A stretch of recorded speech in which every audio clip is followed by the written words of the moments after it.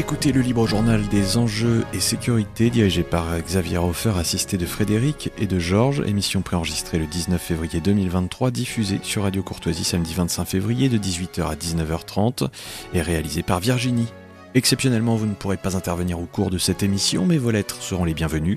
Notez bien notre adresse, Radio Courtoisie 61 boulevard Murat, 75 016 Paris. Bonjour, vous écoutez Enjeux sécurité, émission mensuelle consacrée à tous les aspects de la sécurité intérieure et extérieure, conçue à partir de deux disciplines majeures, la géopolitique et la criminologie. L'émission est animée par Xavier Hofer, qui vous salue, et par la jeune classe, Frédéric, prénom féminin, et Georges, qui sont la conscience de cette émission, et à travers l'esprit et le cerveau desquels les sujets seront envisagés et abordés. Et surtout ce matin, car nous allons avoir une grande séquence consacré aux préoccupations et aux soucis de la jeune génération dans les domaines de la sécurité intérieure et extérieure. Ultérieurement, dans la soirée, nous aurons un invité qui viendra nous parler d'un sujet très important, c'est-à-dire de la façon dont les médias du système font apparaître ou disparaître les sujets tenant à la sécurité selon que cela intéresse ou que cela rend service à leur patron, le président de la République ou non. Et il viendra nous donner de cela son éclairage, il viendra nous donner des éléments de preuve, il viendra nous dire comment ça se décèle et comment ça se dissecte, donc quelque chose de vraiment intéressant.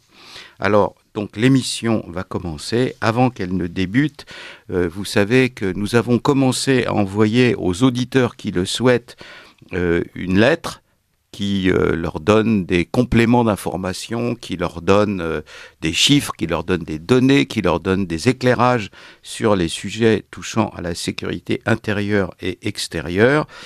Pour recevoir la lettre en question, envoyez vos noms, prénoms et adresses courriel, c'est-à-dire votre adresse mail, à courtoisie@radiocourtoisie en un seul mot.fr, ou alors vous appelez au 01 46 51 00 85. Vous appelez le 01 46 51 00 85 et vous laissez ces coordonnées, vos noms, prénoms et adresses courriel au standard.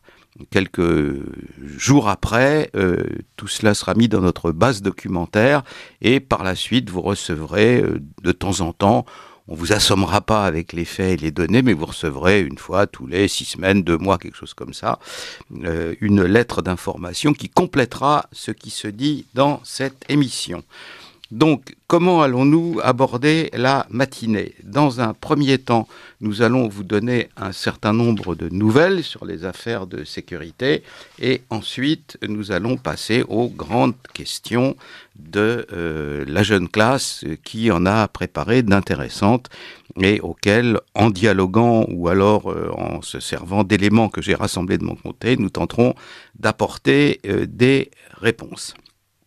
D'abord, nous allons nous féliciter du fait que à Marseille, parmi des tueries qui sont maintenant quotidiennes, il y a la semaine dernière eu 3 ou 4 tentatives d'homicide, dont au moins 3 réussies, 2 par balle et 1 poignardé à mort, parmi les voyous de Marseille. Et planant au-dessus de cela, nous avons une préfète de police. Et la préfète de police doit confondre son métier qui consiste à réprimer le crime et à faire en sorte qu'il y en ait le moins possible. Donc la préfète doit confondre son rôle avec celle d'un commentateur dans ce qu'on appelle les talk-shows à la télévision, qui laïus sur l'actualité, car après la série d'homicides, la préfète de police dénonce, je la cite, un pic de violence dans certaines cités. Elle dénonce, c'est-à-dire que normalement, si on a en tête l'idée de ce que c'est qu'un préfet, elle n'est pas là pour dénoncer les pics de violence, elle est là pour faire en sorte qu'il n'y en ait pas, n'est-ce pas ? Alors, 2e homicide à Marseille en 1 semaine, 4e depuis le début de 2023. Depuis que j'ai écrit ça, il y en a encore eu un homicide hier soir. Donc, on en est au 5e ou au 6e depuis le début de 2023 et on est donc à la moitié du mois de février. Un jeune de 20 ans tué par balle dans la cité des Micocouliers. Ce qu'il y a de merveilleux à Marseille, c'est que les cités ont toujours des noms admirables, qui fleurent la Provence, la Paternelle, la Castellane, les Micocouliers, et en réalité ce sont des coupes-gorges absolument effroyables dans lesquelles les gens tombent, enfin les voyous, car ils se tuent entre eux, tombent comme à Gravelotte.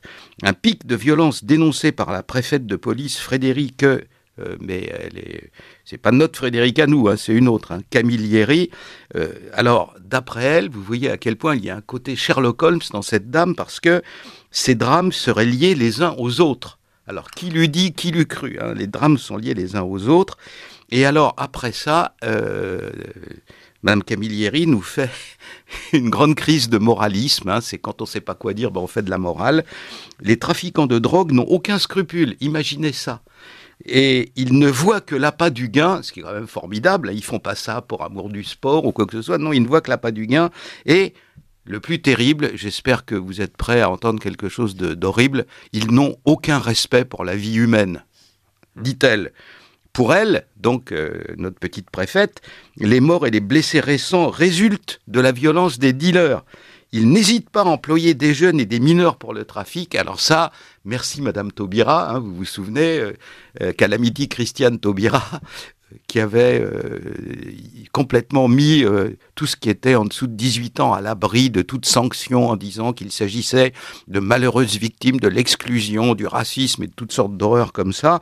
Et donc, évidemment, alors les dealers qui n'ont aucun scrupule et qui d'ailleurs en plus, vous vous rendez compte, quel scandale, aucun respect pour la vie humaine. Ces gens-là, ils ont compris que quand ils voyaient des mineurs porter la drogue, c'était tranquille, il leur arrivait rien. Alors qu'est-ce qu'ils font ? Ils prennent des mineurs pour transporter la drogue ou pour guetter à la porte de la cité quand la police arrive, etc. Et alors, continue Madame Camilleri, ils s'entretuent pour le contrôle des points de deal et ont très peu de considération pour tous ces jeunes qu'ils emploient. Donc on se demande sur quelle planète elle vit, on demande un peu ce qu'on lui a appris à Sciences Po ou à l'ENA, etc. Parce que la situation qu'elle décrit, elle prévaut depuis à peu près la French Connection, c'est-à-dire depuis à peu près une 50aine d'années, et rien de nouveau sous le soleil. Ce qu'il y a de nouveau sous le soleil, c'est comme le ministère de l'Intérieur et les préfectures importantes sont dirigées par des gens qui n'ont idée de rien en matière de crime et de criminalité, naturellement, ça s'aggrave. Quand on a un bon médecin, on finit par guérir. Quand on a un mauvais médecin, ça va plus mal. Et c'est exactement ce qui est en train de se produire. Parmi les quartiers visés par la préfète, alors toujours nos petits noms gentils, sympathiques, les Micocouliers et la Paternelle. La nuit de mardi, un mineur de 17 ans a été tué par balle à Marseille, 14e, près de la Paternelle. Alors, ils sont toujours tués dans les quartiers hors contrôle, c'est-à-dire dans les zones où la police vient une fois de temps en temps, de loin en loin, repart très vite parce que le comité de quartier a déclaré que c'était méchant d'embêter les habitants. Et donc, dans le même quartier, un jeune de 15 ans était gravement blessé au fusil d'assaut. Voilà. En janvier, une fusillade faisait 1 mort et 2 blessés, cité Consolat. Encore, c'est bien, la cité Consolat. Vous voyez, la Consolation, la Sainte Vierge, tout ça et tout. Toujours au quartier nord de Marseille. Et le journaliste dit qu'il a une idée un peu plus précise que Madame la préfète, que ces quartiers sont gangrénés par les trafics de drogue. Alors, je vais même vous dire une chose, c'est aussi mon côté Sherlock Holmes à moi, c'est sans doute les trafics de drogue qui expliquent les tueries. Voilà. C'est sans doute ça. Un homme de 25 ans a été tué par balle quelques jours d'après à la Belle de Mer. Ça, c'est pas dans le même quartier, mais il y a eu aussi 5 ou 6 homicides l'année suivante. Voilà. Donc, c'est ça qui se passe à Marseille. Et pendant ce temps-là, Madame la préfète s'indigne du fait que ces méchants garçons n'ont pas de considération pour la vie humaine. Je vais en plus confirmer l'opinion qu'a Madame la préfète en disant la chose suivante. Vers la fin de l'année 2022, à Marseille, toujours, dans le même coin, dans les quartiers nord de Marseille. Et comme il manquait un peu de personnel, ils avaient fait venir des jeunes guetteurs de la région parisienne. Alors ils les recrutent, il y a des petites annonces sur Snapchat ou Dieu sait trop quoi. Et là, les garçons viennent, ils sont payés, 60, 80 euros par jour, ils sont nourris, on leur fournit un pliant pour qu'ils aient pas à guetter debout, ce qui au bout d'un moment est fatigant, peut même vous conduire à avoir des varices, voyez-vous, quand vous faites le chouf comme ça pendant trop longtemps debout. Et donc, alors ils leur donnent des pliants, des canapés, des fois des sofas, et donc ils attendent et puis ils crient quand la police arrive pour que les dealers puissent remballer la drogue et qu'ils ne s'en fassent pas piquer au passage par la police. Voilà, donc le jeune en question arrive et puis il a la mauvaise idée de voler un peu de drogue, sans doute pour la revendre ou pour s'en servir lui-même, à la bande qui contrôle la cité dans laquelle il avait été embauché comme guetteur. Et là, il est rattrapé, il est conduit dans une cave, il est torturé abominablement pendant 48 heures. On a trouvé sur lui à peu près 30 ou 40 brûlures de cigarettes, des cigarettes embrasées sur la peau. Il a été empalé sur un manche à balai. Il avait plusieurs os brisés. Et voilà ce qui se passe simplement quand vous piquez 10 grammes ou 12 grammes de cannabis au gaillard en question. Alors oui, Madame la Préfète, ces gens-là ont peu de considération pour la vie humaine. Ce sont des brutes sauvages qui ont qu'un seul aiguillon, c'est la quantité monstrueuse, l'inondation d'argent que procure le trafic de drogue et notamment la cocaïne. On va revenir là-dessus, là, tout de suite après, sur ce qui s'est passé dans le nord de l'Europe, à Rotterdam et à Anvers, car depuis qu'on s'est vu, il y a eu des chiffres. C'est-à-dire que ils aiment pas trop les donner, les gens de l'Union européenne, parce que ça les fait pas vraiment passer pour plus grands, parce que c'est une inondation de drogue. Mais on a quelques chiffres. La dame à l'Union européenne, la commissaire chargée de la sécurité intérieure a donné 2-3 chiffres, et à partir de ces chiffres-là, j'ai pu reconstituer toute l'ampleur du trafic. Alors vous allez voir, c'est énorme. Et donc, comme ça procure des sommes absolument monstrueuses, rien que ce qui a été saisi à Anvers en 2022, c'est-à-dire 110 tonnes de cocaïne. Si les 110 tonnes de cocaïne, au lieu d'avoir été saisies, avaient été vendues à la sortie des boîtes de nuit, dans les supermarchés de la drogue, dans les quartiers où la police ne va plus, etc. Cette seule quantité, c'était à peu près 5 milliards d'euros au tarif de la rue. Voilà. Donc, tout va très bien pour les dealers, mais compte tenu des sommes en question, vous vous rendez bien compte qu'ils sont prêts à tout. Et que effectivement, vous avez la possibilité de gagner, quand vous êtes au niveau de l'homme qui contrôle le trafic sur une seule cité, quand vous avez la capacité de gagner en 2 ou 3 ans de quoi vous offrir une villa à Dubaï et de vivre heureux jusqu'à la fin de vos jours, vous n'hésitez pas. Voilà, donc c'est ça la réalité du trafic. Ce sont des sauvages, ce sont des brutes, et effectivement, ils ont peu de considération pour la vie humaine. Alors ça, c'était le premier point, Marseille, mais ça continue. Peut-être que la semaine prochaine, il y aura encore d'autres morts, et on verra à ce moment-là comment les choses se passent. Donc, maintenant, les chiffres de l'Union européenne s'agissant de la cocaïne. Les chiffres que je vais vous donner émanent de la commissaire aux affaires intérieures de l'Union européenne. En 2022, donc, 110 tonnes de cocaïne, 110 000 kilos de cocaïne ont été saisis dans le port d'Anvers. Que nous dit Madame la commissaire ? Et c'est intéressant parce qu'à partir de ce chiffre-là, nous allons pouvoir reconstituer le total.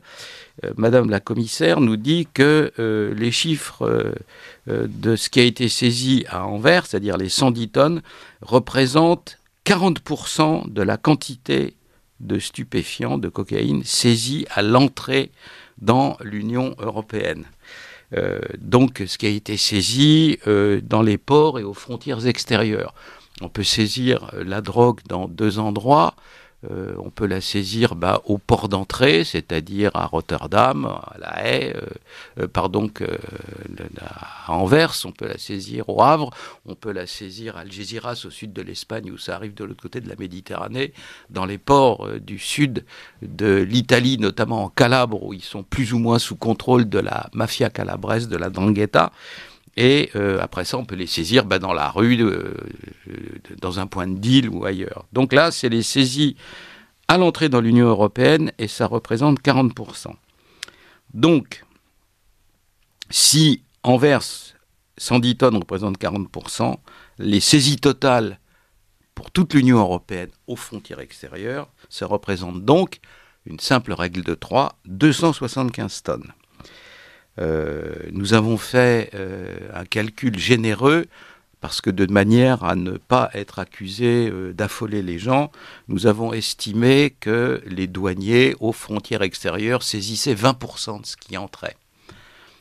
En réalité, c'est sans doute plus près de 12 ou 15%. Mais bon, c'est pas de manière très regrettable, les cartels ne nous envoient pas le double de leurs factures et de leurs bons de livraison, donc on est obligé de faire des approximations, mais à 20% du total saisi, on est très généreux. Voilà. Mais soyons-le. Ce qui signifie, à partir de ce chiffre-là, que ce qui est arrivé à bon port, c'est-à-dire entre les mains des cartels, venant des cartels entre les mains des caïds de la drogue dans l'Union européenne, ce qui n'a pas été saisi aux frontières, représente 1380 tonnes de cocaïne pure. La cocaïne est-elle vendue pure dans la rue? Non, elle est vendue coupée. Et selon les laboratoires qui analysent les stupéfiants, ceux qui sont saisis, parce qu'ils sont analysés après ça pour qu'on voit le degré de pureté, la qualité, d'où ça vient, parce que il y a une manière spécifique de fabriquer de la cocaïne qui est un produit chimique, pour la Colombie, pour le Pérou, pour la Bolivie, etc. Donc ça permet de savoir la provenance, ça permet de savoir le taux de pureté. Donc en général, la cocaïne telle qu'elle est vendue dans la rue, par exemple, Frédéric et Georges, vous allez en boîte de nuit, vous avez envie de vous payer une petite ligne, alors vous allez avoir un dealer et puis il va vous vendre 1 gramme ou 1 demi-gramme. Et le gramme ou le demi-gramme, bien entendu, il y a des faux clients qui sont les émissaires secrets des laboratoires qui font l'analyse de la pureté. Et donc, il y a de faux clients qui achètent de la drogue et qui l'apportent au laboratoire. Ça permet de voir comment elle est coupée. Donc, on a 40% de coupage. C'est-à-dire que dans 1 gramme de cocaïne, vous avez 60% de cocaïne et 40% d'excipients de produits de coupage. Sur les 1380 tonnes de cocaïne pure, cela fait 552 tonnes, 40%. Donc, la totale de la cocaïne vendue effectivement dans l'Union européenne est d'un peu moins de 2000 tonnes, précisément de 1932 tonnes. Sans doute y a-t-il ici ou là des livraisons qui n'ont pas été repérées, qui sont restées inconnues, dont on n'a pas connaissance, mais basta, ça reste un chiffre noir, comme je vous l'ai dit, on n'a pas de bon de commande à notre disposition, c'est pas vraiment ce qui arrive, donc 1932 tonnes, c'est minimum. Minimum, c'est pas un chiffre destiné à affoler les gens, parce que calculé avec 20% de saisie, alors qu'il y en a en réalité moins, et avec les 40% de produits de coupage. Donc, cela signifie que si les gens prennent de la cocaïne dans chaque pays à proportion du nombre des habitants, l'Union européenne fait 448 millions d'habitants, la France fait 68 millions d'habitants, ça fait 15%. On a donc la quasi-certitude qu'au minimum, parce que si ça se trouve, il y a eu une appétence supplémentaire des Français pour la cocaïne. Vous savez que dans l'Est de l'Europe, ils préfèrent les drogues chimiques, les amphétamines par exemple à la cocaïne. Ils sont plus familiarisés à ça, donc ils en achètent plus. Mais en France, peut-être que c'est un peu plus de cocaïne. Minimum de ce qui est arrivé chez les dealers en France, c'est 290 tonnes de cocaïne. Et là-dessus, la totalité de l'appareil d'État français en a saisi 22 tonnes. Voilà. Donc, ce qui signifie que 260 tonnes, 260 000 kilos de cocaïne coupée à 40% ont été vendus en France en 2022 et que le ministère de l'Intérieur, qui se vante de pilonner, n'en a rien su et rien vu.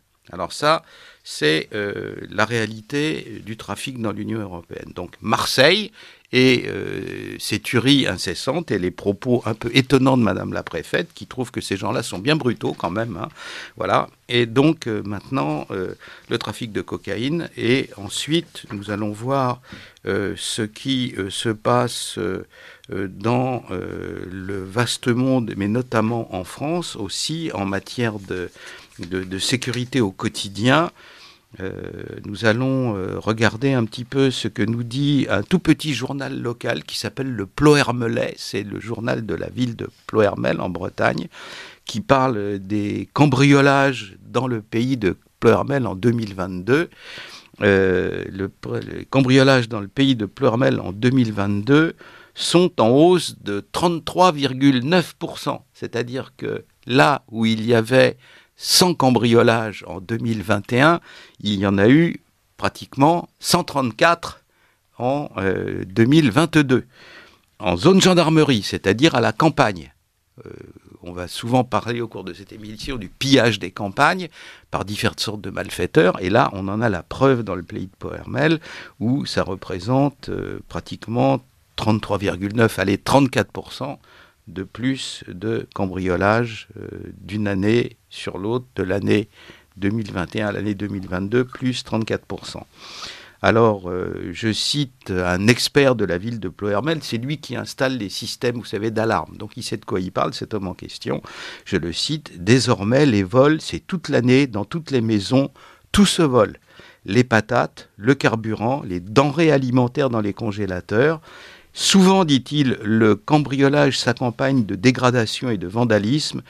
Chez les agriculteurs, cela concerne le vol de matériel avec des filières organisées. » Vous voyez donc que si ça arrive à Plohermel, il n'y a pas de raison que ça n'arrive pas à Cricbeuf-le-Petit ou à, je sais pas, des petits villages comme ça partout en France. Et donc, on assiste, le pillage des campagnes continue.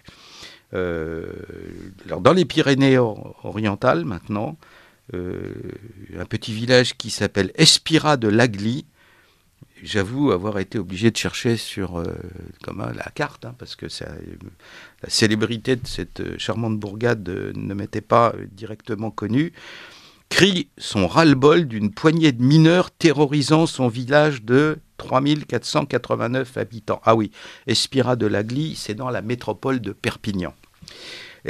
Espira de Lagly, dit le maire, subit une montée des trafics et violences au centre-bourg, trafic de cannabis, vacarme la nuit, dégradation en tout genre.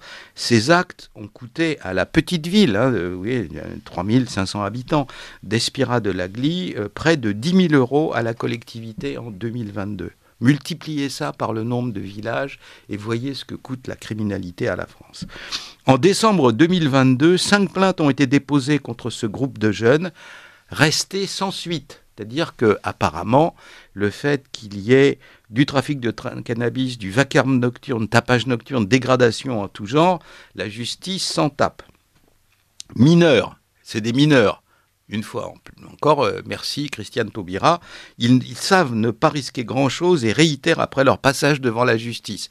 Alors les gendarmes font leur boulot, on les interpelle, on les conduit devant un magistrat qui dit « bon, circulez, il n'y a rien à voir ». Notre police municipale ne peut se substituer, dit le maire, aux missions de sécurité publique qui sont une compétence régalienne. Compétence donc du ministère de l'Intérieur et de M. Darmanin. Et après ça, signe quand même d'un violent agacement et signe de choses qui peuvent se développer dans l'avenir, le maire, sous forme d'une inquiétude, avec quand même une petite trace menaçante, dit « J'espère qu'un administré ne passera pas à l'acte et ne se fera pas justice lui-même, poussé à bout ». Voilà, donc c'est ça qui se passe dans la France, c'est là qui se passe à Plohermel, c'est là qui se passe à Espira de Lagly, en ce qui concerne la sécurité au quotidien. Donc, chaque fois que nous ferons cette émission, nous donnerons des faits précis, des faits pour donner aux auditeurs des idées, et s'ils veulent réagir, s'ils veulent nous donner des nouvelles de ce qui se passe par chez eux, avec des faits précis, des dates, des choses concrètes qui permettent d'en parler ici, nous les relayerons. Et si les auditeurs, nous le répétons, sont intéressés, qu'ils nous envoient par Radio Courtoisie leur adresse mail, courriel, leur nom et leur prénom, de façon à ce que on puisse leur envoyer une lettre où il y aura des faits concrets, il y aura des chiffres, il y aura des données, et ça évitera d'assommer les auditeurs de chiffres à l'antenne, ce qui n'est pas très rigolo. Dernière petite information sur le fait que décidément le sort s'acharne sur notre ministre de l'Intérieur. Comme d'habitude, il avait fait le malin, il avait dit je vais aller en Corse, vous allez voir, on va arranger tout ça. Et que lis-je dans la presse quotidienne de la fin du mois de janvier 2023 ? En Corse, l'activité clandestine repart de plus belle. Voilà, il suffit qu'il s'intéresse à un sujet, patatras. Plus de 20 enquêtes préliminaires pour des faits de terrorisme ont été ouvertes pour le seul second semestre de 2022. Alors, il faut être prudent. Du temps du général de Gaulle, il y avait un homme politique, lui-même corse, qui était un sage, un monsieur assez âgé, il venait de la résistance. Du temps du général, il n'était pas de première jeunesse. Et il avait dit, en France, il y a deux choses auxquelles il ne faut jamais toucher. C'était un peu le genre d'aphorisme qu'avait dans le temps Talleyrand aussi, en disant attention, il y a des trucs, là, faut pas mettre le doigt dessus. Il a dit en France, il vaut mieux pas trop toucher à la justice et à la Corse. Voilà. Alors là, M. Darmanin, il a dit oui, non, mais les autres, c'est des andouilles. Moi, je vais vous montrer, vous allez voir, on va régler le problème vite fait, bien fait. Et en Corse, l'activité clandestine repart de plus belle. Alors, recrudescence c'est dans le Figaro. Hein. Le Figaro n'est pas un brûlot d'opposition farouche. Hein. Donc, s'ils disent que l'activité clandestine repart le plus belle, sous la plume d'un des plus éminents journalistes de ce journal, 20 enquêtes préliminaires, les négociations sur l'avenir de la Corse engagées par M. Darmanin sont au point mort, dans l'attente notamment d'une décision de justice, etc. Et voilà, donc 20 enquêtes préliminaires sur les faits de terrorisme dans l'île ont été ouvertes par le parquet national antiterroriste pour le seul second semestre de 2022. On en comptait 4 pour toute l'année 2021. C'est ce qui s'appelle un grand bond en avant. Hein. Voilà. Donc là, c'est la situation sécuritaire et elle n'est pas géniale. Donc successivement, nous allons maintenant voir la réalité des affaires criminelles à travers le monde et qui intéressent la France, mais qui subissent le côté attraction-répulsion de l'étranger, vu par les deux jeunes, c'est-à-dire par Frédéric et par Georges, sur des sujets dont on avait commencé à parler la dernière fois, mais qui sont extrêmement importants. On va commencer par Frédéric. Frédéric, vous voulez nous parler de la direction des enquêtes douanières et de l'Atlas des fraudes que cette direction donc, du ministère des Finances a publié récemment. Alors c'est important, et bien entendu, des criminologues et des gens qui s'intéressent à ce qui vient de l'extérieur et qui circule de l'extérieur et de l'intérieur, comme c'est des flux d'argent, les flux d'argent maintenant sont mondialisés, donc c'est important de parler de ça. Frédéric, dites-nous. Oui, tout à fait, Xavier. Je voulais évoquer cet atlas avec vous. Vous parliez à l'instant du Figaro, et justement, c'est tiré du Figaro Magazine du 10 février dernier.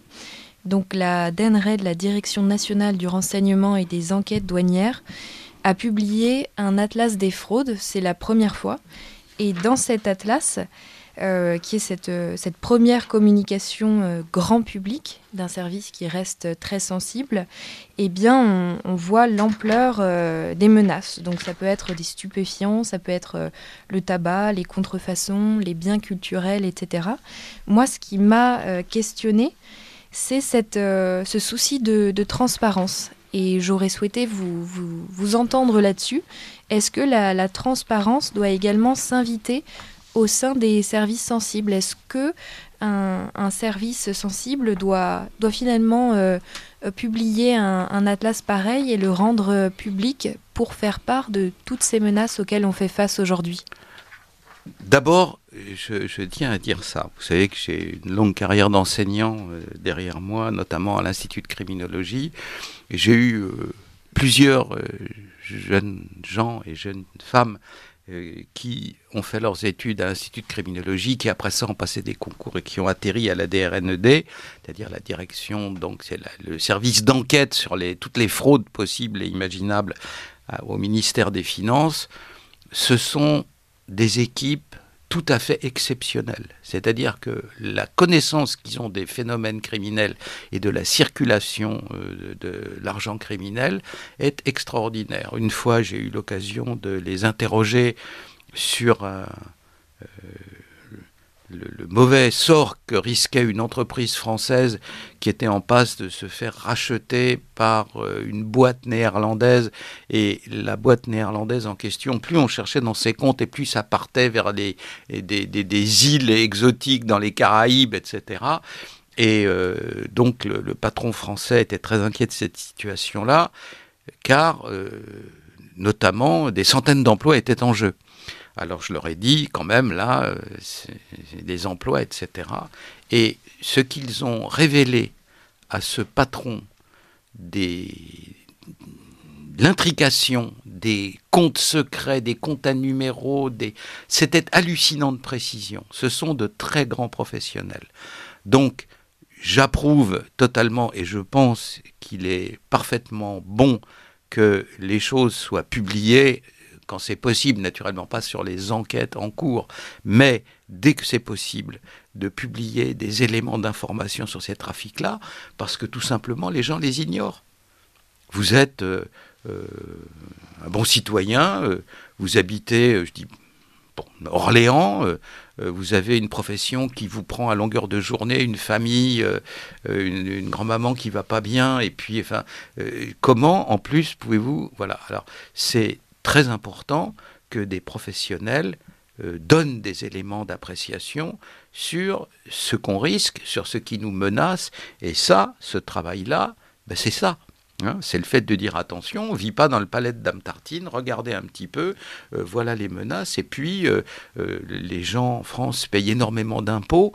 Quand ils voient par de telles révélations qu'il y a des gens qui suivent les problèmes dangereux, qui s'intéressent aux évolutions des choses, qui sont capables de temps en temps de faire tomber des brigands dans des pièges et même parfois de les envoyer méditer sur ce qu'on appelait dans le temps la paille humide des cachots. Hein, depuis M. Dupond-Moretti, elle est un peu moins humide et un peu moins fréquente. Mais bon, quand même, c'est privé de liberté quand d'ordinaire on vit libre dans des palaces, ça ne doit pas être très sympa. Et voilà donc la raison pour laquelle c'est très important de le faire. Et tout ce qui est révélé là-dedans montre que, en réalité, plus encore depuis qu'il y existe des systèmes pratiquement imparables pour faire circuler l'argent, comme les crypto-monnaies, certaines d'entre elles sont encore vaguement repérables, comme les bitcoins. Hein, on arrive vaguement à savoir d'où ça vient et où ça va. Mais d'autres qui sont encore infiniment plus cryptées, comme Monero, M-O-N-E-R-O, ou Zcash, qui sont des monnaies totalement clandestines. Vous pouvez faire passer des millions de dollars d'une seconde à l'autre à travers toute la planète. Et il y a 99 chances sur 100, ou même 999 sur 1000, que ces transactions-là, totalement illicites concernant des trafics de stupéfiants, des trafics d'armes, des trafics d'êtres humains, voilà, restent à tout jamais inconnues. Donc le fait que, nous ayons en France des gens pour nous protéger, chaque fois que c'est possible, de ces grands trafics et de cette circulation d'argent criminel, est totalement utile, d'une part, ce qu'ils font, et ils le font bien, est tout à fait utile, et deuxièmement, dans tous les métiers, je m'adresse à des jeunes professionnels, il y a le savoir-faire, mais aussi le faire savoir, et ça, ces équipes-là, notamment celles de la DRNED, qui ont le savoir-faire, qui sont de grands professionnels. Maintenant, ils se servent de leur capacité à faire savoir, et c'est bien. Et quand ce sera nécessaire, nous ferons part de leurs travaux. Dans les temps qui viennent, on peut très bien imaginer de jeter un œil sur cet atlas et puis d'en donner les grandes conclusions, de manière à informer les gens, de ne pas dire uniquement tout va mal, on est inondé de cocaïne, mais dire voilà, il y a des gens qui se battent et ils le font bien. Hein, voilà, ça c'est le premier point. Deuxièmement, là, Georges, vous nous aviez indiqué que parmi les sujets qui vous intéressaient, c'était ceux sur la guerre économique. Hein. Donc, c'est ce que vous pourriez nous en dire plus là-dessus? Oui. Alors, juste avant, si c'était possible de revenir sur la question du pillage des campagnes, et notamment les trafics qui semblent assez bien organisés. Hein. Vous parliez de filières, notamment pour tout ce qui est matériel agricole. Est-ce qu'on sait si ce pillage est lié à des filières justement internationales, ou c'est quelque chose finalement qui est relativement national, qui reste finalement circoncis au territoire français, ou... Est-ce qu'on en sait un peu plus sur ce phénomène de pillage de campagne? Parce que, moi j'ai des exemples très... je pense que ça a toujours un peu existé, des maisons de famille à la campagne qui se font dépouiller. On retrouve tout à la brocante finalement du village voisin 2 semaines après, en vente. Donc est-ce que c'est quelque chose de cet ordre-là, ou c'est plus diffus, plus internationalisé aujourd'hui? Les deux niveaux existent. Premièrement, il y a du pillage d'opportunités. Par exemple, c'est souvent à proximité des camps nomades. Hein. Il y a des tas de nomades en France qui vivent de manière parfaitement honnête, et cela ne nous intéresse pas. Mais hélas, il y en a qui ont une existence fondée sur le pillage de leur entourage. C'est les nomades criminalisés. Alors, je fais une brève parenthèse pour dire à la police de la pensée que c'est pas la peine d'aller me chercher là-dessus. Hein.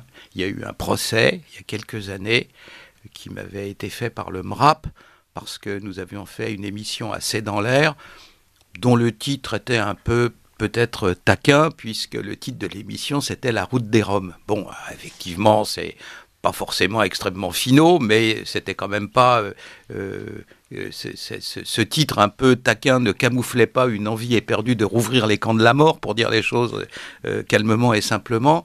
Et à la suite de quoi, le MRAP m'a fait un procès, alors en première instance, en appel et en cassation. Il les a perdus tous les trois, et à la fin, ça s'est soldé par un arrêt sans renvoi de la Cour de cassation.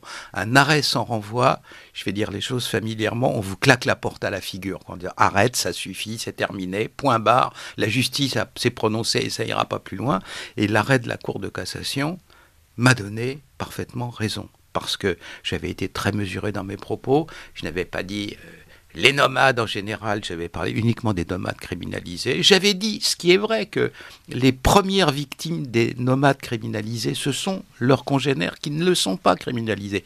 Évidemment, quand vous êtes dans le 9-3, le premier pillage que vous allez faire, la première mobilette que vous allez voler, c'est en bas de l'immeuble et pas dans le 16e Nord, quoi, c'est évident. Donc là, c'est pareil pour eux. Et donc, comme on avait été très mesuré, voilà. Donc, quand nous parlons de nomades criminalisés, c'est parce que la Cour de cassation, dans un arrêt de 34 pages, parfaitement détaillé, a expliqué, je vais vous la jouer bref, que si on n'a plus le droit de dire que les triades c'est des Chinois ou les Yakuza c'est des Japonais, on ne peut pas aller très loin, quoi. Et que là, les gens qui font dans la recherche scientifique ont le droit d'avoir des sujets d'études et ont le droit d'en parler. S'ils ne font pas les deux choses que la loi interdit à juste titre, c'est à dire que telle population est composée uniquement de criminels, ça n'est jamais le cas. Ça n'est jamais le cas. Par exemple, la province de Palerme fait 1 million d'habitants, puis il y a 3000 mafieux, quoi. Les autres, c'est des malheureux Siciliens qui essayent de gagner leur croûte comme tout le monde, et puis voilà, quoi. Donc, il y a jamais... Et puis, deuxièmement, pas la possibilité de dire, ça c'est interdit, parce que en plus c'est faux, que ceux dans telle communauté qui sont criminels le sont parce qu'ils font partie de cette communauté-là, qui seraient donc intrinsèquement criminels. C'est pas vrai. Dans toutes les communautés, il y a des gentils, des méchants, et généralement la proportion des malfaiteurs dans toute communauté est plutôt faible par rapport à l'ensemble. Donc le pillage d'opportunités dans les campagnes. C'est quoi ? C'est, par exemple, le fait de voler les fruits au moment des récoltes. Récemment, on a vu vous savez, des serres sous lesquelles on élève des fraises. Alors, ils arrachent toutes les fraises et puis, comme vous dites, ils vont les vendre au marché à côté, alors que c'est pas eux qui ont supporté tous les frais, naturellement. On a vu aussi des bonbonnes d'huile d'olive pillées dans le Midi après qu'on ait pressé l'huile d'olive. On voit énormément d'ovins, vous savez, des moutons, des agneaux, etc. On avait fait un calcul par rapport aux 2-3 départements sur lesquels on avait eu des chiffres. C'est sans doute plusieurs dizaines de milliers d'ovins par an qui sont volés en France, surtout des agneaux. Alors d'abord, y a des gens qui les volent et puis qui les tuent et puis qui les mangent eux-mêmes. Et là aussi, à plusieurs reprises, les gendarmes signalent que c'est à proximité de camps de nomades qu'on retrouve les peaux et puis ce qui n'a pas pu être mangé, etc. Et pas toujours, mais c'est le cas. En revanche, il est clair que, contrairement à ce qui avait été dit, il faut être honnête dans la vie, ça n'est pas du tout lié à un phénomène de ramadan et d'abattage clandestin pour des fêtes religieuses musulmanes. C'était pour des nomades des Balkans qui sont chrétiens orthodoxes. Les dates où il y a le plus de vols, c'est à proximité des fêtes orthodoxes telles qu'elles sont fêtées dans les Balkans et à proximité de la Pâque orthodoxe, par exemple, qui est décalée par rapport à la Pâque des catholiques. Et donc c'est à proximité de ces dates-là qu'on trouve le plus de carcasses d'animaux dans les champs. Donc ça n'a rien à voir avec quelques fêtes musulmanes que ce soit, la plupart du temps. Et deuxièmement, il y a des pillages qui sont faits par des bandits issus de pays de l'Est de l'Europe. Par exemple, dans des pays baltes, les Lituaniens sont spécialisés dans le vol des GPS agricoles. Vous savez que maintenant, sur les tracteurs, il y a des systèmes de positionnement de GPS qui permettent de mettre les engrais exactement à l'endroit où il faut pour ne pas engâcher, de mettre les pesticides précisément de manière à ce que ce ne soit pas trop près des maisons habitées par des humains et donc pas les infecter ou les animaux domestiques, etc. Et donc ces GPS agricoles coûtent très cher. Ils coûtent entre 10 000 et 15 000, parfois 20 000 euros. Et ils sont volés et après ça, ils sont renvoyés dans les pays. Même chose pour des bandits, eux, venus des Balkans, qui se sont spécialisés dans le vol des moteurs de bateaux hors bord. Alors, les vols de bateaux dans les ports, dans les marinas, qui valent à chaque fois des milliers d'euros, ou des dizaines de milliers d'euros pour les plus gros, donc sont volés avec le GPS maritime, qui permet aux bateaux de s'orienter sur la mer, quoi. Et donc ces ensembles-là, moteur plus GPS, sont mis dans des conteneurs et renvoyés en Roumanie, où ils sont vendus après ça par des comparses. Voilà, donc ça c'est industriel. C'est un peu, si vous voulez, l'équivalent de ce que faisaient dans le temps les Terre-Neuva, c'est-à-dire les bateaux qui partaient jusqu'à Terre-Neuve, pêchaient la morue et qui revenaient après. Là, ils faisaient des campagnes maritimes, comme ça, ils partaient pour, 3 mois, 6 mois, et hop, ils pêchaient, et quand les cales étaient pleines de morue qui faisaient sécher, ils revenaient. Alors là, c'est pareil, vous avez des gens qui partent parfois de très loin. Vous savez que récemment, on a trouvé dans la région de Reims un individu qui volait, il y a des systèmes pour laver les voitures automatiquement. Alors, les systèmes pour laver les voitures automatiquement, soit on paye avec une carte de crédit, soit on paye en mettant des pièces à l'intérieur. Lui, il était spécialisé, il avait un petit tournevis, il démontait les tirelires des dispositifs de lavage de voitures et il piquait les sommes d'argent qui étaient à l'intérieur. Le gaillard en question était un Inguch. Alors, pour ceux qui ne sont pas professeurs de géographie sortant d'un stage de formation, l'Ingouchie, c'est un petit territoire du Caucase russe, plus loin encore que la Tchétchénie, où il doit y avoir 400 000 habitants ou quelque chose comme ça. Et là, il y a un Ingouche qui était jusqu'à la région de Reims et qui venait piquer les trucs. Alors, quand on dit que la France est livrée au pillage du monde entier, c'est pas une métaphore, c'est la réalité la plus simple. Il y a aussi vous savez, les vols de montres dans les beaux quartiers, les Péruviens qui viennent pour ça, ou des Chiliens. C'est pas la porte à côté, mais alors voilà, ils font des campagnes, ils investissent dans un billet d'avion, ils viennent en France, ils piquent une douzaine de Rolex, ils les revendent après ça chez bien entendu, chez des receleurs, et ils repartent, fortune faite, après ça, ils peuvent vivre tranquille un an ou deux, et ils recommencent. Et ça, c'est sans arrêt. Et apparemment, les pilonnages de M. Darmanin ne sont pas arrivés au bout de cette forme-là de criminalité.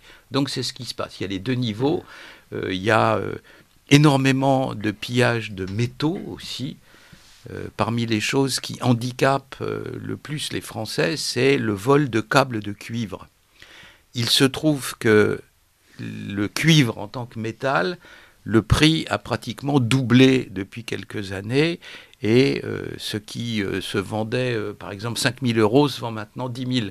Alors vous découpez des câbles qui vont de ville en ville. Il y a deux sortes de câbles. Il y a les câbles pour la téléphonie et les câbles pour l'éclairage urbain. Vous savez, les lampadaires, voilà. Et puis deuxièmement, les câbles pour tout ce qui est la DSL, c'est-à-dire la circulation de ce qui permet d'avoir le téléphone fixe, l'Internet et parfois même la téléphonie mobile. Alors, le cuivre en question, vous tirez 2 ou 3 kilomètres de câble, vous retirez la gaine de plastique ou de quoi que ce soit qu'il y a autour, et après ça, vous allez chez des gens malhonnêtes, des receleurs, qui vous achètent le cuivre, et c'est assez contrôlé en France, mais si vous franchissez la frontière, et si vous allez par exemple en Belgique, ou dans des pays voisins de la France, où c'est moins surveillé, vous trouverez facilement des gens pour le vendre. Et c'est non seulement très gênant, mais dangereux, puisque certains hôpitaux, parfois, sont coupés de leurs données, de leur capacité d'appeler au téléphone, et il peut y avoir des gens des malades, des gens, ou des blessés sur la route, etc., en circulation sur la route qui sont blessés, et donc on peut avoir des gens comme ça qui se retrouvent dans une situation très dangereuse. Sont aussi volés à la campagne, par exemple, les cuves de cuivre dans lesquelles on fait le fromage. Récemment, du côté du Jura, il y a eu des cuves de cuivre, mais ça a l'air de rien, comme ça, ça fait même sourire, mais le malheureux fermier qui a une trentaine de vaches et qui gagne sa vie en faisant du fromage, dans la journée, il a perdu 80 000 € quand même. Hein. Songez à ce que ça gagne. Songez à la petitesse des budgets des gens qui ont des petits troupeaux de chèvres ou des petits troupeaux d'ovins, etc., et qui d'un seul coup perdent la moitié de tout ce qu'ils ont. Alors, les grands médias asservis parlent avec mépris de faits divers. Ce ne sont pas des faits divers à chaque fois pour ceux qui subissent ces actions-là. Alors, c'est pas drôle de se faire piller sa maison de campagne et puis d'avoir le vase qu'on avait hérité de mamie qui est volé ou quoi que ce soit, mais c'est pas vital, quoi. C'est simplement dérangeant, sentimentalement peut-être ennuyeux, mais c'est pas... tandis que là, c'est la vie des gens qui est en jeu. Hein, et la vie des gens n'est pas un fait divers. Ça constitue à chaque fois des drames. Donc, sur le pillage des campagnes, voilà ce qui se passe. Et naturellement, la gendarmerie en France est une des meilleures forces de police au monde, mais elle n'a pas les moyens de faire tout ce qu'elle pourrait faire, si elle avait les moyens de le faire. J'ai enseigné pendant 12 ans, 13 ans, je ne me souviens plus, à l'école des officiers de la gendarmerie nationale. Sont là aussi d'excellents professionnels. La France a de la chance d'avoir des gens comme ça à son service, mais il faut de l'argent, il faut pouvoir recruter du monde, il faut avoir plus de matériel, plus de voitures. Et le pire en France, c'est la justice qui est totalement clochardisée, mais déjà la police et la gendarmerie et la douane manquent de moyens, c'est-à-dire de budget leur permettant de faire efficacement ce qu'ils feraient encore mieux qu'ils le font maintenant s'ils avaient les moyens de le faire. Voilà. Donc le piège des campagnes, c'est ça, c'est une question de moyens. Napoléon avait mis une brigade de gendarmerie à distance d'une journée de cheval l'une de l'autre, un maillage sur tout le territoire national. Dès lors, la criminalité s'est effondrée en France. C'est-à-dire qu'avant, dans les campagnes, il y avait des bandes qui allaient piller les paysans qui qui leur brûlaient les pieds pour leur faire avouer où ils avaient enterré leurs pièces d'or, etc. Ça, c'était encore au début du 19e siècle. Dès Napoléon, terminé. Le nombre notamment d'homicides en France s'effondre à cette période-là pour devenir voisin dès lors de ce qu'il est aujourd'hui, c'est-à-dire 25 ou 30 homicides pour 100 000 habitants. Attention, c'est pas toujours comme ça. Hein. La ville de la Nouvelle-Orléans, aux États-Unis, c'est 70 homicides pour 100 000. Hein. C'est des chiffres latino-américains. Voilà. Donc, l'Europe entière, parce qu'il y a les pays d'Europe de l'Est, l'Union européenne, c'est 2 pour 100 000. Et l'Allemagne, c'est 0,9 pour 100 000. L'Angleterre, 0,9 pour 100 000. La France, 1,2. Donc, c'est des taux d'homicide qui sont supportables par la population. Ça n'affole pas les gens. Mais 70 pour 100 000, et la Nouvelle-Orléans, tout le monde achète des armes, hein, j'aime mieux vous dire. Voilà. Donc, maintenant, alors, les autres sujets. Oui, mais alors moi j'avais une question et vous en avez un petit peu parlé avec très rapidement là, le sujet de cette entreprise qui allait se faire racheter avec des licenciements potentiels à la clé. Hein. Moi j'avais une question sur la désindustrialisation qu'a connue la France et que peut-être elle s'apprête à connaître à nouveau avec certains dispositifs, notamment états-uniens, qui sont en train d'être mis en place, des subventions très importantes qui feraient que bon nombre de nos industries délocalisent non plus dans les pays à main-d'œuvre à bas coût, mais à énergie à bas coût, comme les États-Unis donc. Phénomène qui pourrait être aussi renforcé par toutes les actions de guerre économique qui sont menées, les rachats d'entreprises. On l'a vu avec la TECOR qui menace aussi de délocaliser.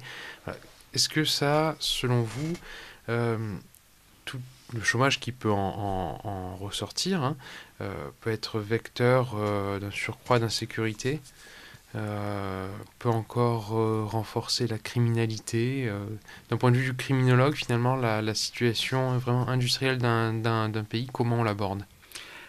On l'aborde de la façon suivante, en regardant s'il n'y a pas des territoires qui finissent par ne plus être irrigués par l'action de l'État, qui finissent par échapper à l'action de l'État.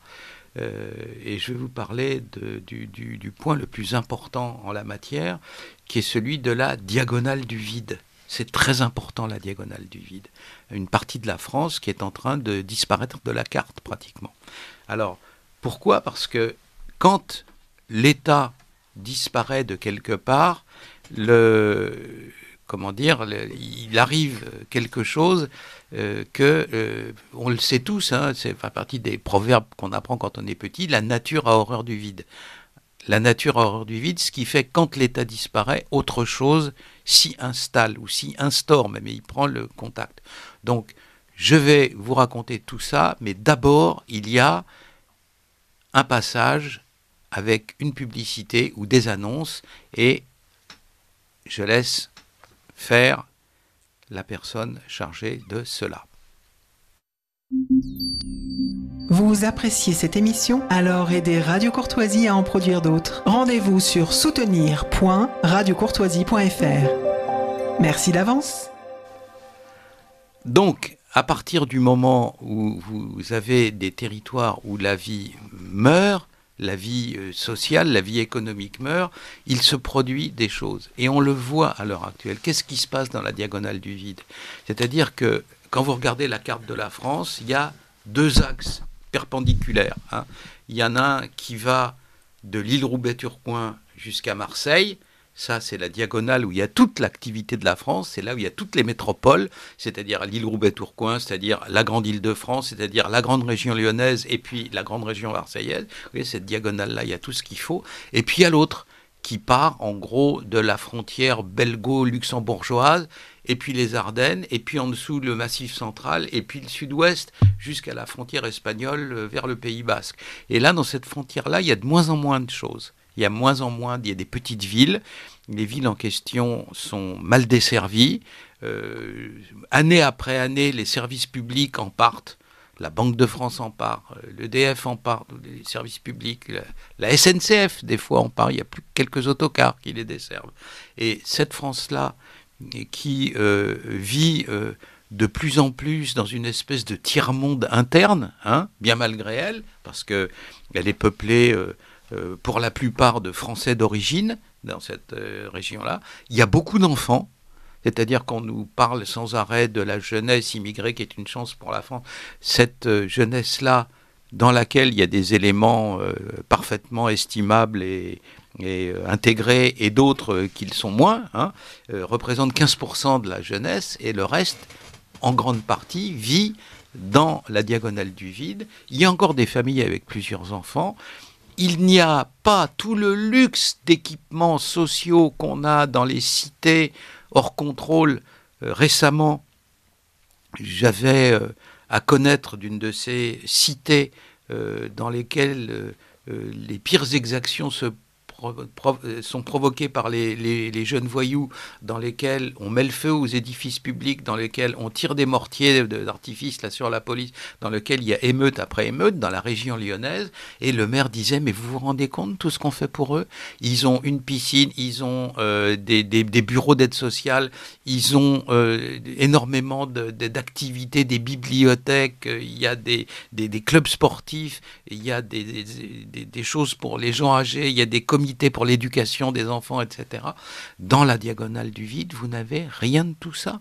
Dans les Ardennes, vous n'avez rien de tout ça. Dans le Cantal, vous n'avez rien de tout ça. Dans la Creuse, vous n'avez rien de tout ça. Et malgré tout, dans les petites villes en question, où règne effectivement la misère sociale, vous n'avez pas d'incendie de voiture, personne tire à la Kalachnikov sur personne, il n'y a pas d'émeute, et ces gens-là se comportent calmement en bons citoyens et supportent jusqu'à présent leur misère dignement, quoi, hein, sans se révolter et sans commettre des crimes à répétition, comme le fait de mettre le feu à des crèches, hein, de mettre le feu à des bureaux de poste, d'incendier des installations sportives. Récemment, dans la région de Lyon, dans une de ces zones-là hors contrôle de la périphérie lyonnaise, il y avait un équipementier sportif, et puis la région et Dieu sait trop qui, tout le monde s'était réuni pour faire un bel équipement sportif avec un stade, etc. Il a été entièrement ravagé la veille de son inauguration. Sans raison. Il n'y avait aucune espèce d'intérêt à le faire. Si il y avait un intérêt criminel qui était celui de marquer son territoire, en disant voilà, je suis chez moi et vous voyez votre truc là, si je veux m'en débarrasser, je m'en débarrasse parce que c'est moi qui commande localement. C'est ça. Alors il y a deux France à l'heure actuelle. Il y a la France des métropoles et des périphéries des métropoles. Dans les métropoles elles-mêmes, au milieu, essentiellement, il y a les bobos, c'est-à-dire les gens qui sont d'une manière ou d'une autre profiteurs de la mondialisation, et puis autour, il y a leurs serviteurs, c'est-à-dire les gens qui utilisent pour conduire les gamins à l'école, faire les tâches dont personne ne veut, et une partie de la jeunesse de ces zones-là en question vit dans une espèce de révolte larvée dans la population, le marque en sifflant lors des matchs le drapeau national, le marque en attaquant la police, et ces gens-là, je vous garantis qu'ils ne sont pas du tout dans une espèce de relégation sociale. C'est des sottises que nous raconte Le Monde et Libération. Ça n'est pas vrai. Si c'était des lieux de relégation, les gens y seraient relégués, comme leur nom l'indique. Le département de France où il y a le plus de mouvements de population et le plus d'entrées et de sorties, c'est la Seine-Saint-Denis. Alors qu'est-ce qu'on nous raconte, hein? Voilà. Et puis, deuxièmement, puisqu'on va parler de la politique de la ville, vous allez voir, c'est intéressant. Qu'en est-il de l'argent qu'il y a sur ces territoires-là? Qu'en est-il de l'état de fortune des gens? À chaque fois qu'il y a un article sur Marseille, il y a le pleurnicheur médiatique de service qui nous dit c'est les endroits les plus pauvres, etc. Ça n'est pas vrai. Parce que si on ne prend en compte que les chiffres de l'INSEE, ce sont des départements pauvres, mais si on intègre l'économie criminelle, c'est-à-dire ce que rapportent les fortunes des marchés aux voleurs, les fortunes de la prostitution des mineurs, les fortunes encore beaucoup plus considérables de trafic de drogue, on arrive à des sommes considérables qui sont totalement invisibles pour l'INSEE et les gens qui calculent uniquement l'économie licite, celle qui voit, celle qui est pas souterraine, hein, mais en réalité, l'argent... Alors voilà, une fois j'ai fait le calcul en question. De manière totalement malhonnête, notre gouvernement, nos instances, nos pouvoirs politiques ne donnent que le produit intérieur brut de l'Île-de-France. Vous voulez savoir le produit intérieur brut de la Seine-Saint-Denis ou des Hauts-de-Seine, on dit « Ah non, c'est pas possible, il y a l'Île-de-France, d'un seul bloc », ce qui naturellement ne veut rien dire. Mais le gouvernement français est obligé de fournir des données à Eurostat, c'est-à-dire aux instances, l'équivalent de l'INSEE pour l'Union européenne. Et là, en cherchant bien dans des tableaux Excel interminables, on finit par retrouver le produit brut de chacun des départements de l'Île-de-France. Alors bon, on fait un calcul simple, on dit que maintenant, Eurostat exige de connaître approximativement, c'est comme ce que je vous ai dit tout à l'heure sur la drogue, exige de connaître approximativement le budget clandestin qui circule en France. C'est combien par rapport au produit intérieur brut, le budget de la drogue, le budget de la prostitution, le budget des pillages, le budget de tout. Et après avoir longuement protesté en disant oui, mais c'est pas normal parce que des fois il y a de la contrainte, regardez la prostitution. Ok, bon, à la fin, l'INSEE a fini par estimer que c'était 3 ou 4% du produit intérieur brut. Ok, on réintègre 4% pour les départements de l'Île-de-France. Mais compte tenu de l'importance du marché des affaires souterraines et de l'économie souterraine en Seine-Saint-Denis, il y a un autre pays à côté de la France dans lequel il y a une économie souterraine plus importante qu'en France, c'est l'Italie, avec les mafias dans le sud.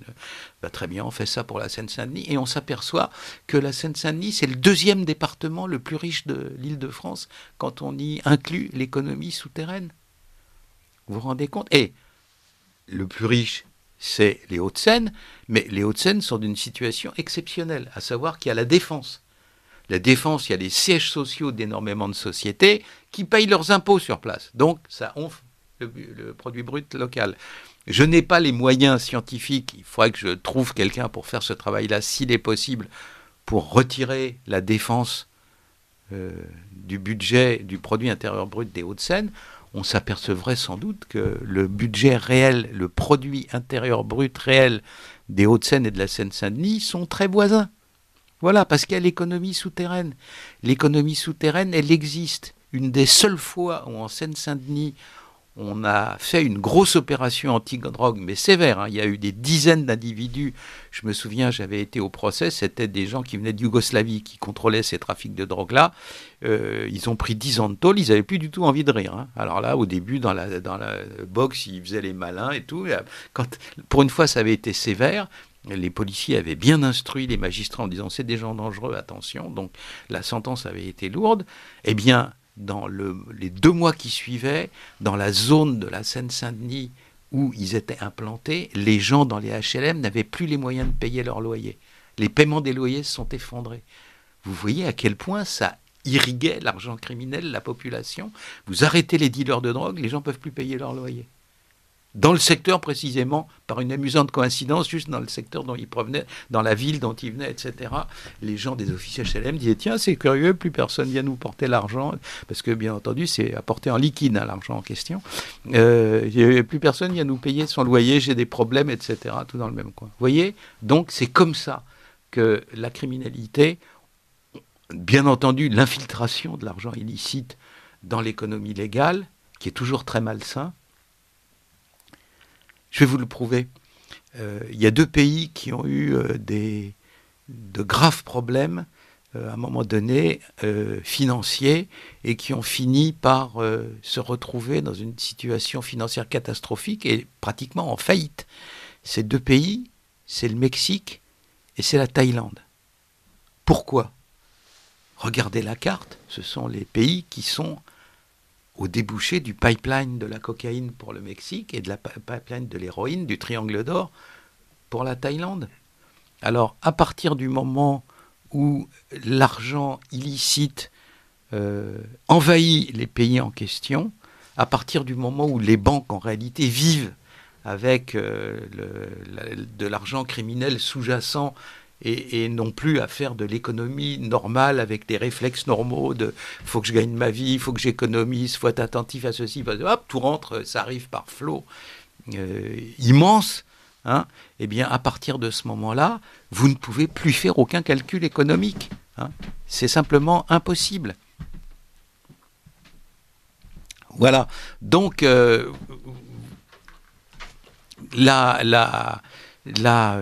comment dire, réalité sur ces affaires-là, c'est que c'est naturellement difficile de vivre dans un pays qui est inondé par la drogue, parce que comme l'argent de la drogue envahit tout, il est dans une situation où il ne peut plus faire aucun calcul économique juste. Tous les calculs sont faussés par l'inondation de l'argent criminel. Et à un moment donné, si pour une raison ou pour une autre, l'argent criminel s'interrompt brusquement, le pays se retrouve brutalement en faillite et sans qu'il n'y puisse rien. Alors, nous arrivons au deuxième tiers de l'émission. Je vous rappelle, parce qu'il faut le rappeler fréquemment, m'a-t-on dit, que l'émission est dans sa conception même faite pour parler des enjeux de la sécurité, et qu'à partir du moment où on parle des enjeux de la sécurité, on en parle de façon à ce que divers aspects soient abordés, et notamment sur le contexte médiatique. Nous avons avec nous, et ce sera l'invité d'aujourd'hui, Julien Pardessus, qui est un expert, qui a beaucoup travaillé sur les problèmes entre la sécurité d'une part, les médias et la réaction du pouvoir politique, c'est-à-dire comment ces affaires de sécurité sont abordées par le pouvoir politique. Donc, Julien, parmi les travaux que vous avez faits, parmi peut-être les plus intéressants, portent sur ce que vous avez appelé le débat fantôme de l'élection présidentielle de 2022. C'est-à-dire, on avait commencé en fanfare, mais ce n'est pas la première fois, c'est déjà arrivé une fois ou deux dans des élections présidentielles, par dire ce qui sera important dans la campagne en question, ce sera les affaires de sécurité.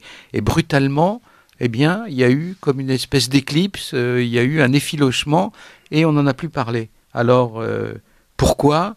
Et puis, qu'est-ce que ça signifie? Oui, bonjour. Donc on s'est intéressé pour le dialogue.fr à cette question du débat fantôme, puisque c'était sûr et certain, le débat de 2022 pour la présidentielle, ça allait être la sécurité intérieure.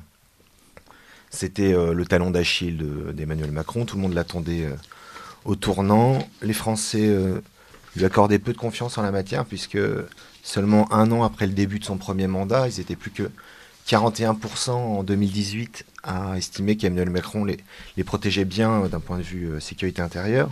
Et puis, ce chiffre descendait à 31% peu de temps avant l'élection de 2022. Depuis l'élection, il est descendu à nouveau à 25% selon les enquêtes IFOP du mois d'août de l'année dernière.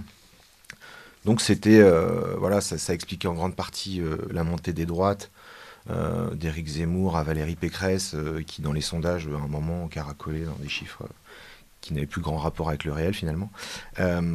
Et il l'attendait vraiment sur ce sujet-là.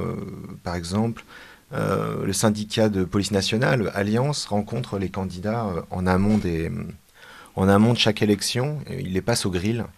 Et là, il l'avait fait en janvier, donc ils avaient invité tous les candidats. Évidemment, les candidats de gauche ne sont pas venus, à l'exception de M. Mélenchon, qui n'était pas invité. Et donc sont venus Valérie Pécresse, qui a parlé de mettre des algécos dans les cours de prison.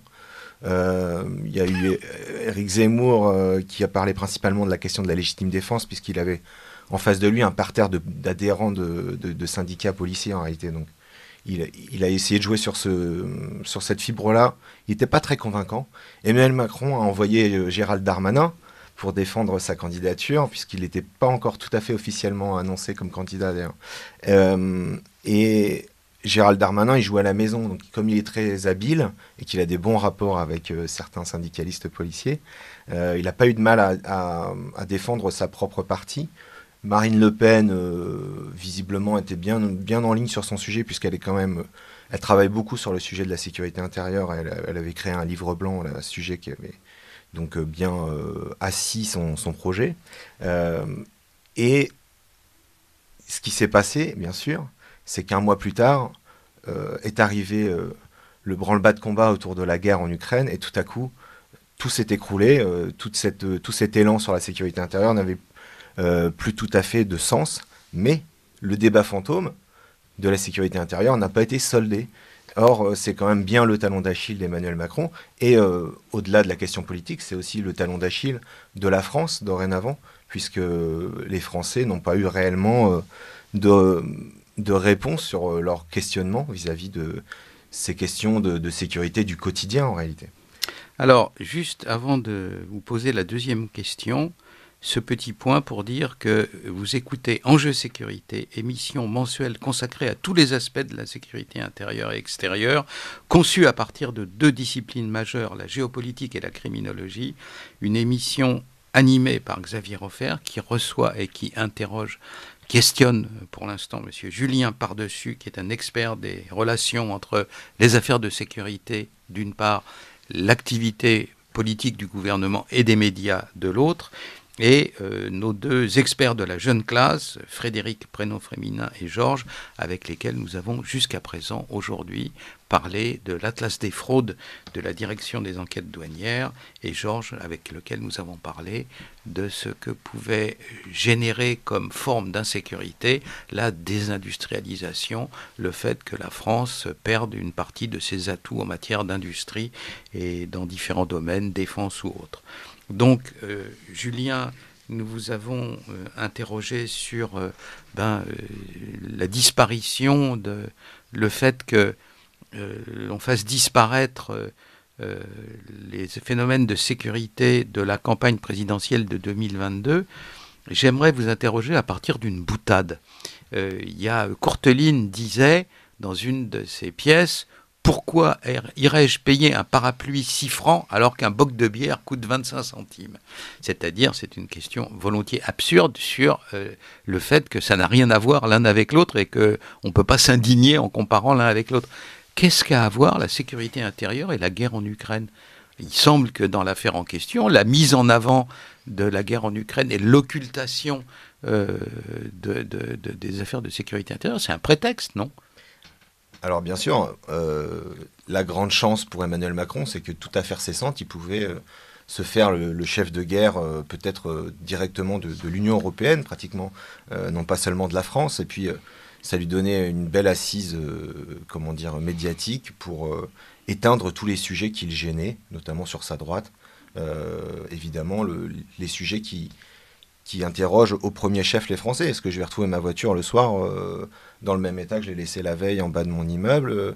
Est-ce que je peux envoyer la petite chercher le pain ? Voilà. Est-ce que mes enfants ont besoin de descendre un arrêt de métro plus tôt, comme par exemple, on me l'a dit récemment à Villejuif, les parents disent aux enfants, quand tu reviens du lycée, tu descends, ou du collège, tu descends un arrêt plus tôt, plutôt que de descendre au terminus qui est juste à côté de chez nous, parce qu'ils doivent traverser en fait une cité sensible qui se trouve tout près du centre-ville.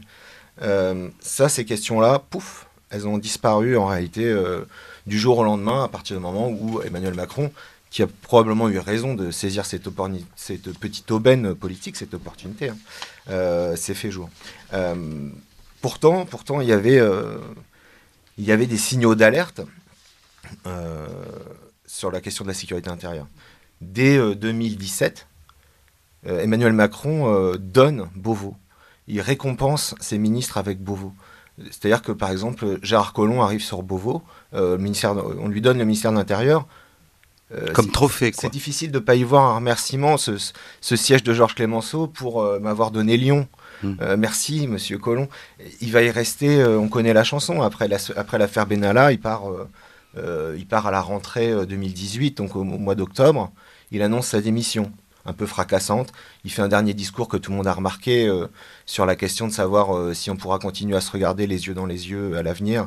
Et il commence déjà à il dessine une fracture sociale française, dont il ne donne pas la nature, mais il se trouve que les Gilets jaunes, ça commence un mois plus tard à peu près. Puis le ministre de l'Intérieur n'est pas le plus mal informé en la matière, il y a des choses qui remontent vers lui. Voilà, ça c'était très inquiétant quand même. Et le cité de votre cher confrère et ami qui avait été donné à peu près à la même période, 2021, plus 91% de taux d'homicidité, donc c'est-à-dire les homicides et tentatives cumulés sur 10 ans. Ça, c'était le travail d'Alain Bauer. Voilà, Alain Bauer. Entre 2011 et 2021, il a estimé qu'il y avait 91% que ce taux avait bondi en réalité. Une France pas à feu et à sang, mais beaucoup plus violente. Alors, vous savez pourquoi c'était important de faire ce qu'il a fait ? Parce que naturellement, depuis qu'il y a le SAMU et le SMUR, c'est-à-dire la médecine d'urgence, on va chercher les gens beaucoup plus vite dans les rangs, dans la rue, il faut absolument prendre en compte les homicides et les tentatives. Autrement, ça n'a plus de sens. Quand il y avait 10 blessés graves dans la rue, avant le SAMU et le SMUR, il y en avait 7 sur 10 qui mouraient dans la rue. Maintenant, c'est 3 sur 10. Alors, vous vous rendez compte ? Donc, c'est les homicides et les tentatives. Et ça, c'est le taux d'homicidité. Et il a eu parfaitement raison de faire ça. Pour en revenir donc bien sûr à cette question de la récompense Beauvau, il a été dit dans des petits entrefilets de presse, des petites révélations comme ça de bruit de couloir que Christophe Castaner avait fait des pieds et des mains, peut-être une petite crise de larmes pour avoir le siège de Monsieur Collomb à Beauvau quand il s'en est allé. Là encore, récompense, le fidèle parmi les fidèles, Christophe Castaner qui hérite de Beauvau. On est obligé de rétrograder le ministère de l'Intérieur dans l'ordre régalien des ministères français. On est obligé de lui adjoindre les services du futur préfet de police de Paris, Laurent Nunez, qui passe pour un techno, qui est un ancien, qui est passé par la DGSI pas très longtemps, mais qui est surtout un préfet, donc un préfet qui préfète, c'est-à-dire quelqu'un qui fait bien son travail, qui est sérieux. On sait ce qui va suivre. Du point de vue de la révolte sociale des Gilets jaunes, on ne peut pas parler d'une franche réussite avant au moins un an de troubles sociaux. Tout cela révèle, à mon sens, et c'est ce que j'ai écrit dans le dialogue.fr, que Emmanuel Macron a une vision hollandienne, je ne sais pas comment on peut dire, de la sécurité intérieure. Moi, il y a une image qui m'a un peu frappé, enfin, il y a une séquence médiatique qui m'a un peu frappé, c'est l'affaire Zecler, évidemment. Donc, un monsieur qui est interpellé de façon visiblement un peu violente ou en tout cas musclée au moment des confinements sanitaires, dans la rue, comme ça, pour une raison qui appartiendra aux tribunaux plus tard, je crois. Tout à coup, Emmanuel Macron prend fait et cause pour les personnes qui se sentent oppressées par les actions de la police nationale et de la gendarmerie.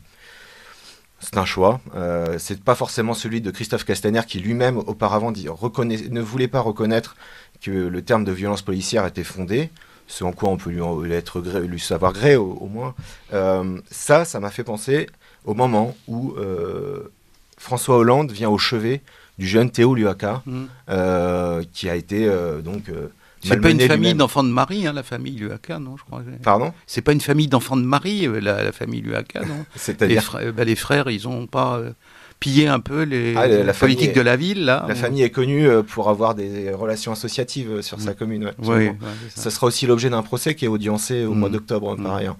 Donc les policiers qui ont déjà rencontré la justice à plusieurs reprises, donc le tribunal de Bobigny, vont bientôt être entendus à nouveau sur cette question. Et ça va être un gros sujet de l'automne, à mon avis, en matière de sécurité intérieure. Là, Emmanuel Macron montre, si on peut dire que c'est un homme de droite, libéral, etc., d'un point de vue économique, là, il montre que c'est bien un homme de gauche dans sa manière de concevoir le rapport à la délinquance. Tout le sociétal, quoi. Le sociétal, le petit sociétal. Voilà. Frédéric et Georges, quand vous écoutez Julien, vous vous sentez informé, là, que ça vous inspire, le fait qu'on puisse, en dépit de la réalité des phénomènes qui s'aggravent, noyer les choses ou les occulter ou en tant que citoyen, on l'a tout à fait vécu. Enfin, ça se voit très bien. Si tant est qu'on accepte de porter un regard critique sur le système médiatique et sur l'information telle qu'elle nous est diffusée c'est une question de bon sens de voir que entre l'Ukraine et la sécurité intérieure, il y a vraiment deux sujets qui sont vraiment très différents et surtout tout le monde, je pense, ça aurait été très clair que la guerre en Ukraine est venue mais vraiment poser une chape de plomb informationnel sur la campagne et enfin que ça a profiter au président sortant, c'est évident. C'est évident. Enfin, c'est évident. Il faut, voilà, pour qui regarde un peu, prend un peu de recul, oui, c'est... Mais c'est très légitime de sa part, hein, voilà, hein. Enfin, c'est pour la part du président sortant. Enfin, il a joué sa partition. Voilà, c'est un effet d'aubaine. Tout le monde aurait fait, tout politicien, voilà, hein, oui, aurait fait pareil. Je pense. Donc, Julien, vous travaillez sur d'autres sujets à l'heure actuelle. De quoi vous nous parlerez le prochain le prochain article que j'ai composé pour le dialogue.fr et qui sera bientôt en ligne, ce sera sur la question de la tenaille sécuritaire, c'est-à-dire que les amis du printemps républicain, ce petit parti là, proche d'Emmanuel Macron, ont théorisé la tenaille identitaire selon laquelle, d'un côté, il y aurait une pression communautaire des groupes exogènes et à laquelle répondraient les identitaires français, et le pauvre français au milieu se retrouverait pris dans une tenaille insupportable sous pression. Moi, je me suis amusé à étendre cette petite métaphore à la sécurité. C'est-à-dire que d'un côté, on fait face à une pression sécuritaire du quotidien et des trafics, comme vous l'avez très brillamment expliqué tout à l'heure. De l'autre côté, on y répond avec les moyens qui sont les moyens de l'administration française, donc l'argent magique, tout ce qu'on peut, la LOPMI qui monte à plus 25% de budget sur la sécurité intérieure sur 5 ans, donc une loi de programmation du ministère de l'Intérieur. Et je cherche les points où ça fuit. C'est-à-dire qu'à mon sens, il y a quand même une porosité, même on se retrouve pris dans une tenaille, mais malgré tout, comme vous disiez tout à l'heure, la nature a horreur du vide. La preuve que la nature a horreur du vide, c'est que quand il y a un problème à Dijon, par exemple, entre les Tchétchènes et les Maghrébins, ça se règle à la mosquée. C'était quand même difficile de ne pas voir que le phénomène avait existé. On y a répondu, on a eu un mois d'émeute à Dijon, chez M. Rebsamen. On y a répondu avec une nouvelle CRS 8 qu'on a créée 1 an plus tard, qui est donc utilisée pour être projetée le plus rapidement possible sur les gros conflits, les grosses violences urbaines. Ça, à mon sens, ça montre quand même que cette tenaille sécuritaire, elle fonctionne pas très très bien, que la nature a effectivement horreur du vide, et que si on pousse les gens à régler leurs problèmes eux-mêmes, vu les chiffres de la criminalité qui sont tombés au mois de décembre, je reviens vite fait dessus, mais quand même plus 11% de violences sexuelles, plus 17% de violences intrafamiliales, je parle donc des chiffres de 2022, plus 14% pour coups et blessures volontaires, etc., escroquerie à 8%. On peut quand même estimer qu'il y a un petit problème sur l'année 2022, ça va être difficile. Alors ça sera notre dernière question. En termes de maîtrise de l'espace public, vous, de votre point de vue, de ce que vous voyez, il y a maîtrise, l'intérieur maîtrise l'espace public à l'heure actuelle en France? L'intérieur dit qu'il maîtrise, qu'il va mettre du bleu dans la rue, donc il va, ça veut dire au futur, c'est-à-dire que pour l'instant c'est quand même pas fait. La question c'est qu'est-ce qu'il y aura marqué sur le dossard? À mon sens, il ne maîtrise pas l'espace public puisqu'on nous dit qu'on va utiliser des étudiants pour sécuriser les alentours de la cérémonie d'ouverture des Jeux Olympiques à Paris. Des étudiants qui seront formés sous autorisation spéciale du CNAPS, donc ce qui régit les activités de sécurité privée, en 3 mois. Donc les gens de la sécurité privée, quand on leur parle de ça, il faut leur donner des bons arguments pour qu'ils soient contents après, parce qu'ils n'ont vraiment pas envie d'entendre des choses pareilles. Mais ils le disent, on n'arrive plus à recruter en sécurité privée. C'est des métiers qui ne sont pas faciles. On nous parle aussi d'un continuum de sécurité qui serait augmenté grâce à la réserve citoyenne de la police nationale. C'est pareil, c'est quand même des tentatives qui montrent la faiblesse. Voilà. Alors, nous arrivons à la fin de cette émission. J'ai l'impression qu'on a abordé pas mal de sujets, qu'on les a abordés de manière précise, avec des faits et puis des questionnements. La prochaine fois, un grand passage sur la politique de la ville, qui est la mère de toutes les batailles en matière de sécurité intérieure, le fait qu'il existe des territoires en France où l'ordre public n'est qu'épisodique et parfois totalement absent, et également un autre problème qu'on abordera avec un de vos amis, Julien, qui nous parlera de la traque des policiers par les voyous dans les cités où ils habitent. Voilà, ça c'est très important. Il y a à l'heure actuelle la police française et les gendarmes dans les endroits où ils habitent, enfin ceux des gendarmes qui n'habitent pas dans des casernes, sont pris pour du gibier par les bandes de voyous dans les cités, et c'est un sujet que nous aborderons, qui est naturellement connexe avec celui de la fameuse politique de la ville. Merci, envoyez-nous vos mails, vos noms et vos prénoms pour qu'on puisse vous servir la lettre en question, et au mois prochain. C'était l'émission Enjeux Sécurité.